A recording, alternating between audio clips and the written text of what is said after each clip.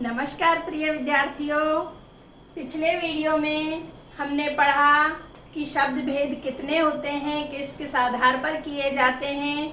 उसमें से पहला भेद मैंने बताया था उत्पत्ति के आधार पर शब्द भेद। आज हम इसका विस्तार पूर्वक अध्ययन करेंगे। ये भेद मैंने आपको बताए थे कि 5 प्रकार के होते हैं। उसमें सबसे पहला है तत्सम शब्द। तत्सम शब्द देखिए, ये 2 शब्दों से मिलकर बना है, तत् धन सम। तत् यानी उसके और सम यानी समान, अर्थात किसके समान? संस्कृत के समान।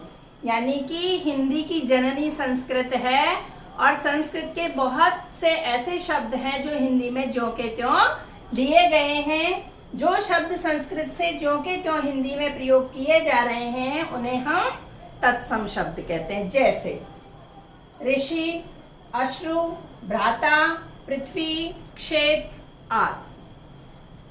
तद्भव देखिए, वैसे तो एक एक को पढ़ाना था, लेकिन तत्सम और तद्भव दोनों साथ चलेंगे तभी अच्छे से समझ में आएंगे।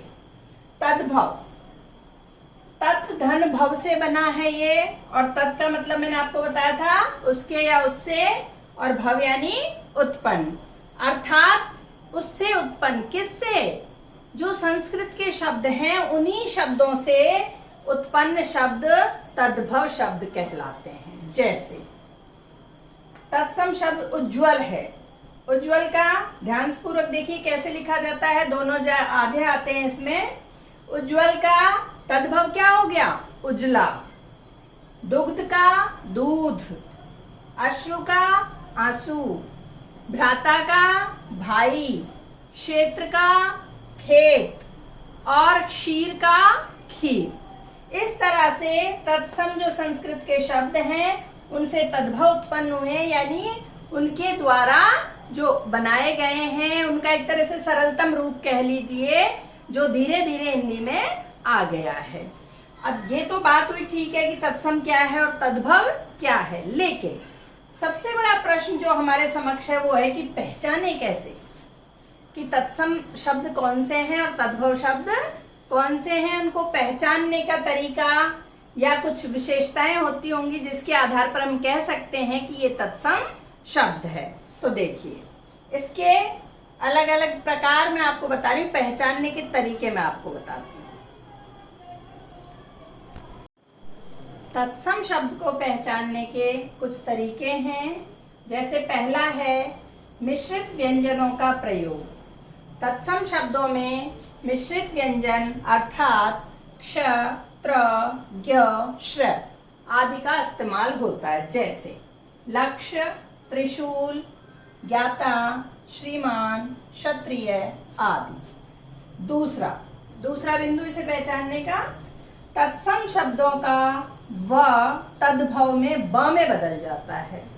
एग्जाम्पल देख लीजिए, वानर का बंदर, विद्युत का बिजली, वक बबुला और वनिक का बनिया। जो व था वो ब में बदल गया। री वाले शब्द, तीसरा तरीका है पहचानने का। ऋषि वाला जो री होता है, जो कि संस्कृत का एक स्वर है, उस वाले शब्द भी तत्सम शब्द होते हैं। जैसे भ्रातृ भार्या, भ्रातृ यानी भाई की और भार्या यानी पत्नी अर्थात भाभी। श्रृंगार, श्रृंगार का सिंगार तद्भव हो जाएगा।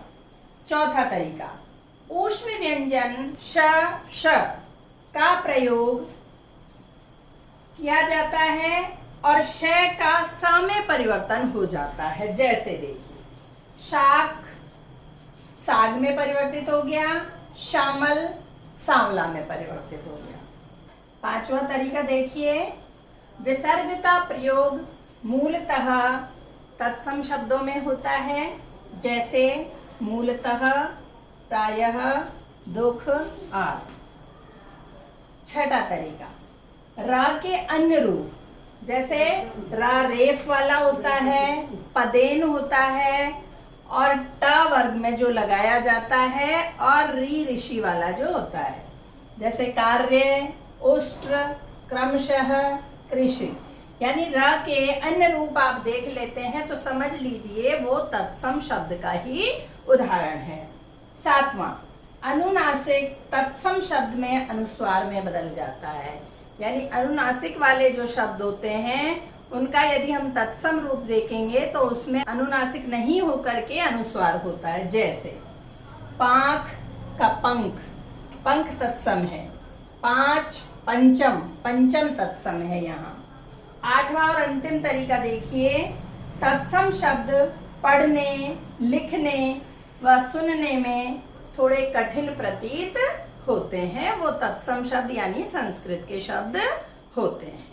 उत्पत्ति के आधार पर शब्द भेद में पहला तत्सम, दूसरा तद्भव शब्द और तीसरा पढ़ेंगे अब हम देशज शब्द।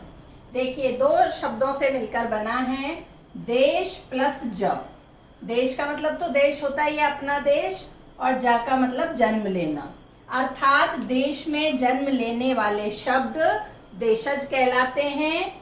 इसमें क्षेत्रीय बोलियों के वे शब्द आते हैं जो हिंदी में सम्मिलित कर लिए गए हैं, जैसे लोटा, फुनगी, चिड़िया, थैला, पगड़ी आदि।